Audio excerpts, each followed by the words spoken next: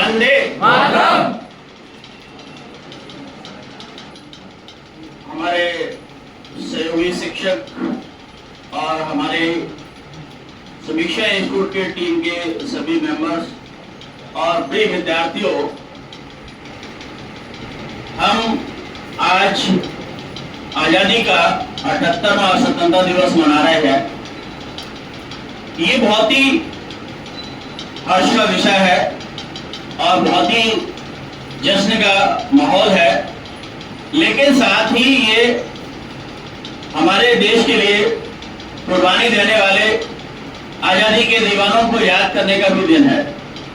क्योंकि ये आजादी बड़ी मुश्किल से मिली है, बड़े त्याग, समर्पण और देशवासियों के बलिदान से मिली है। आज 78 वर्ष हो चुके हैं। उस स्वतंत्रता संग्राम के अधिकांश जो स्वतंत्रता संग्राम सेनानी थे आजादी के बाद भी जीवित रहे, लेकिन मुझे लगता है कि आज शायद वो हमारे बीच में उनमें से कोई नहीं है। ये 78 वर्ष आजादी के हो चुके हैं, तो इसलिए हमें ये पुण्य दिवस है कि इस पर यानी कि हमें आजादी के भागीदार बनने वाले सभी ऐसे बलिदानी जिन्होंने अलग अलग विचारधारा के माध्यम से अपना योगदान दिया था, उनको याद करें। जिस आजादी को मिले हुए हमें 78 वर्ष हो गए हैं और लगभग यानी कि हम शताब्दी वर्ष की ओर आगे बढ़ रहे हैं। 1947 में हम जब देश की आजादी के जश्न को मना रहे थे, तब हम बहुत सारे अभावों में थे। यहाँ तक कि हमारे पास में खाद्यान्न भी उपलब्ध नहीं था, लेकिन 40 करोड़ देशवासियों ने एक बहुत बड़ी हुकूमत के खिलाफ बगावत करके और हमें आजादी का जश्न मनाने का अवसर दिया है। आज हम यानी कि आजादी के माहौल में हवा में जी रहे हैं, तो हमें शायद इस बात का कभी कभार एहसास भी नहीं होता है कि ये आजादी हमने कैसे ली थी और इसमें कितने लोगों की कुर्बानियां हैं। यानी कि 20-20 साल के नवयुवकों में वो आजादी का जश्न था कि वंदे मातरम के नारे लगा रहे थे। सरफरोशी की तमन्ना अब हमारे दिल में है, जैसे नारे गूंज रहे थे। नेताजी सुभाष चंद्र बोस जैसे कह रहे थे कि तुम मुझे खून दो, मैं तुम्हें आजादी दूंगा। तो ये भी नौजवान थे जो उस समय देश के लिए मर मिटने के लिए तैयार थे। तो आज हमारे सीमाओं पर जो हमारी रक्षा प्राचीर पर खड़े हुए देश के नौजवान जो है, हमारी सेना के और अर्धसैनिक बल के जवान खड़े हुए हैं, इसी माहौल में हम सुरक्षित महसूस कर रहे हैं।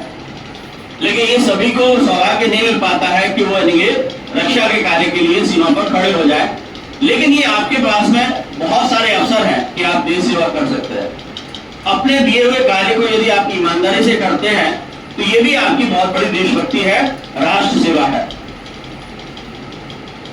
जो भी आपको जिम्मेदारी दी जाती है, वो भी आप जिम्मेदारी निभा रहे हैं।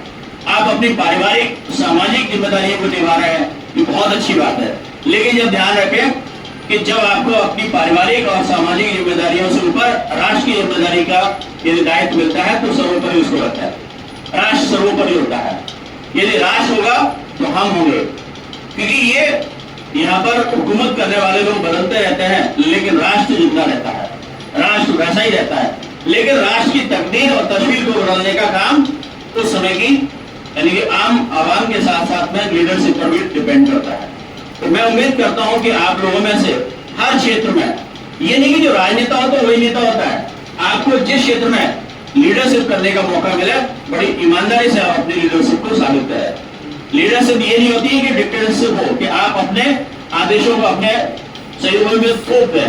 आप यानी कि अपने सहयोगियों का सहयोग लेकर के और जो भी आपको कार्य दिया जा रहा है, उस कार्य को बहुत अच्छी तरह से अंजाम दें। ये आप अपने जीवन में धारण कर लें। और सबसे बड़ी बात है कि आज आप अपना कैरियर बनाने के लिए भविष्य में कुछ अच्छी उम्मीदों को लेकर के, अच्छे सपनों को लेकर के आगे बढ़ना चाहते हैं। इसी उम्मीद के साथ में आप समीक्षा इंस्टीट्यूट में आए हुए हैं कि मैं एक अच्छा भविष्य संवारना चाहता हूँ, अपने व्यक्तित्व का विकास करना चाहता हूँ, देश सेवा में कुछ अपना कंट्रीब्यूशन देना चाहता हूँ। तो इसी उम्मीद के साथ में आप जब आए हुए हैं, तो इसके लिए आपको बहुत जी-तोड़ मेहनत करना होगी। इसके लिए समीक्षा इंस्टीट्यूट आपको हर प्रकार का मार्गदर्शन देता है, हर प्रकार का आपके व्यक्तित्व का समग्र विकास करने की कोशिश करता है। लेकिन मैंने कहा ना कि ये आपका व्यक्तित्व का विकास आप तक सीमित नहीं होना चाहिए, आपके परिवार तक सीमित नहीं होना चाहिए, आपके जातीय धर्म तक सीमित नहीं होना चाहिए। इसमें आपका यानी राष्ट्रवाद दिखाई देना चाहिए। राष्ट्रवाद एक ऐसी अवधारणा है जब हम अपने देश के साथ प्यार करते हैं, अपने देशवासियों से प्यार करते हैं, और हम कभी भी बहकावे में ना आए कि नफरत के बीच होने का कुछ लोग काम भी करते हैं। तो हम ये ना भूल जाए कि राम का और रहीम का दोनों का देश है। कई लोग ऐसे नहीं कि षड्यंत्र रचते रहते हैं, लेकिन हमें कभी बहकावे में नहीं आना, क्योंकि हमारी एक अवधारणा रही है सर्वे बंधु सुखना सर्वे बंधु डरा हुआ। हम यानी कि वासुदेव कुटुंबकम की अवधारणा को लेकर के चलने वाले लोग हैं, मानवतावादी विचारधारा को लेकर चलने वाले लोग हैं। तो हमें इन बंधनों को तोड़ करके रखना है कि न जाति का और न ही धर्म का, न किसी मजहब का और न ही किसी ऐसे अलगाव का, यानी कि हमें अपने जीवन में कभी भी स्थान नहीं देना है। और जो भी आपको दायित्व दिए जाते हैं बड़ी ईमानदारी से आप करें।